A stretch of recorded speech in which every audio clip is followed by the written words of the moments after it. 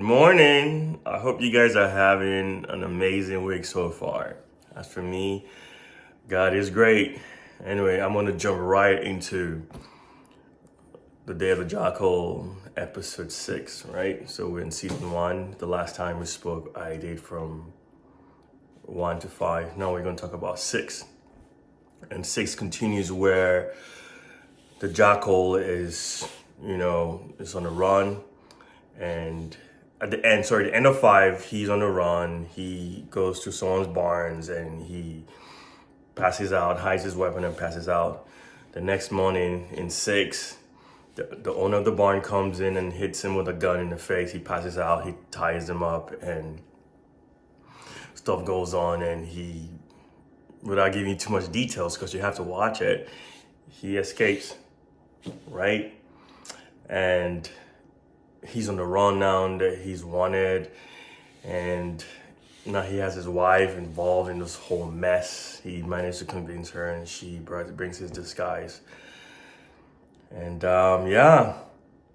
it's pretty intense, with the music and the whole way the editing and how the progression of the series is going.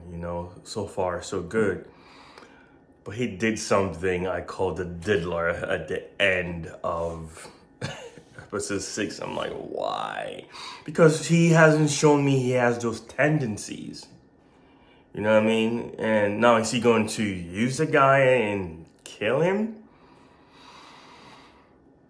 Like, why? Is this because they want inclusion or representation? It comes a little bit forced, It's like, now this rogue-esque, Bond-esque guy is now bi. Like, what's that all about? For those who have kids, I'm not recommending this for family. They say your eyes are the windows to the soul, right? So, hey, for each his own. But for me, I was like, they did it in such a way that it's not explicit or in your eye, but it's there.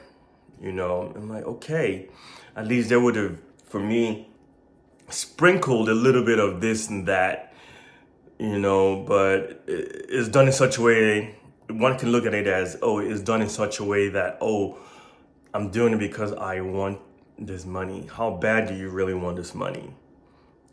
How bad do you really want this money? Because I don't really see that. You have to be... Show me that you're psycho, that you need this money, right? I know you're psycho enough to... It's a series, you could show that. If it's a TV, if it's a movie, then fine. But this is a TV show. You can go dive deep into the psychology of this actor. Why do you want that 20 mil or whatever they offered you, 100 mil, whatever they offered you? Why do you want it so bad? You've made all this money. You've been doing this for years. And my thing again is, this guy comes across as a CIA rogue asset, not MI6, CIA. Because of the disguise and all that stuff. The disguise is done. When it's done really hard, but it's not overly done, subtle. He shows his face here and there, and which is fine, but the way he behaves, the way he cloaks himself, the way he does things, that's a CIA, and they've not shown us that he's a former CIA guy. I see that he's SAS from a little bit of flashback, from war. I'm assuming he's former SAS. Or maybe Green Beret? No, a former British SAS or maybe Army, but nah, he doesn't come across as that, You have to be highly, highly specialized, trained to do covert operations and to do what he does, the psychology behind it, the precision, and, as an assassin, because SAS are door kickers, I think, right? Just like Navy SEALs, they're door kickers. They're not assassins. Those are, they door kickers. When I say door kickers, they're like close quarter combats, the war zone, these information is out there on the internet. We see that, we know that, we have friends or associates who are, special forces or even if you don't have these informations are out there, even in movies, they don't portray them as assassins. SAS are not assassins, and you know what I mean? They could be trained and CIA especially, and you have to go to a different, I call it school to go get trained, or the farm of some sort that they have there as their own special operations. That's the thing that is really trippy for me. That's really like, this guy is behaving like a rogue agent.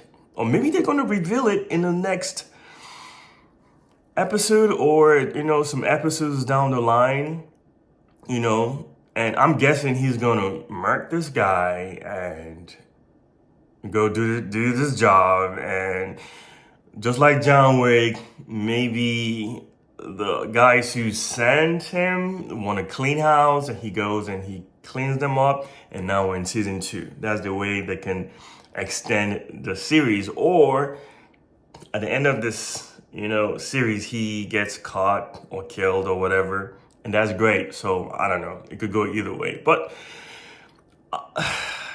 my issue is what he did at the end of season 6. I'm not comfortable with that. As far as the character-wise, it's just seemed like shoved down throats because they wanted inclusion. And that's my truth, And have you guys seen this episode? Feel free to leave a comment below on what your thoughts are.